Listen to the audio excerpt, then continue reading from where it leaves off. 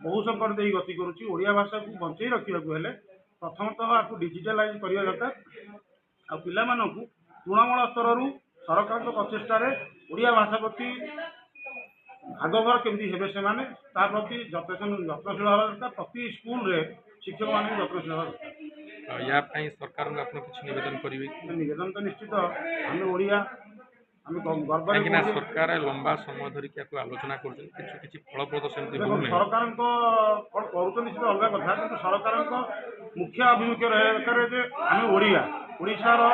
गर्व गौरव ओडिया साहित्य को उन्नति करने दिगरे सरकार प्रथम पदक्षेप नेवा दरकार जहाँ अन्य काम गुड़ाक अपेक्षा ये प्रथमतः नेवा दरकार। से पदक्षेप कौन हवा दरकार जो कि आरंभ समय प्रारंभ पिलामानंकु साहित्य प्रति रुचि रखा चेष्टा करिया। डिजिटालाइज कले सारा विश्व में साहित्य को ओडिया को चिन्ह पारे लोक किसी माने अच्छी आप इंडिया टिके बाहर को पड़ती इंडिया भी लोक चिन्ह ना ओडिशा गोटे राज्य कौटी अच्छी तेणु या प्रति सरकार यत्नशील ना आम उन्नति करुचे आम बहुत किसी आगू करदे आम एक नंबर राज्य में करदे भाषण देवा अपेक्षा ओडिया भाषा प्रति ममता रहा दरकार। सरकार वर्तमान राज्य मु जानवर ओडिया अस्मिता हूँ ओडिया हिसाब से गर्व तो आम गर्व करुचे मन भाविले हेनी ना आम गर्व करुचे लोक पाखे पहुँचा दरकार। आम केते गर्वित आम भाषापाई से आम कम कर लोक मैंने जानवा दरकार। समस्त साहित्य प्रेमी संगठन कौन कह समस्त निवेदन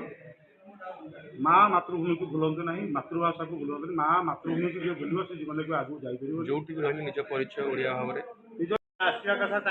सम्मति देते कि सरकारी कार्यक्रम रही से अनुपस्थित रही तेणु आम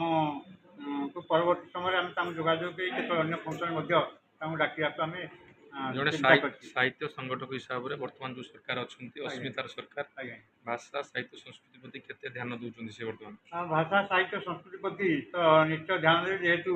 आम ओडिशा लोक एवं अस्मितार कथा उठू तेणु भाषा को सुरक्षा किभली कर भाषा दुईटी लक्ष्य गोटे संरक्षण आ गोटे संचरण कि भाषा को आम संरक्षित कर रखा और विभिन्न प्रचार प्रसार जरिए आगे नेवा से सरकार चेष्टित आज पर्यंत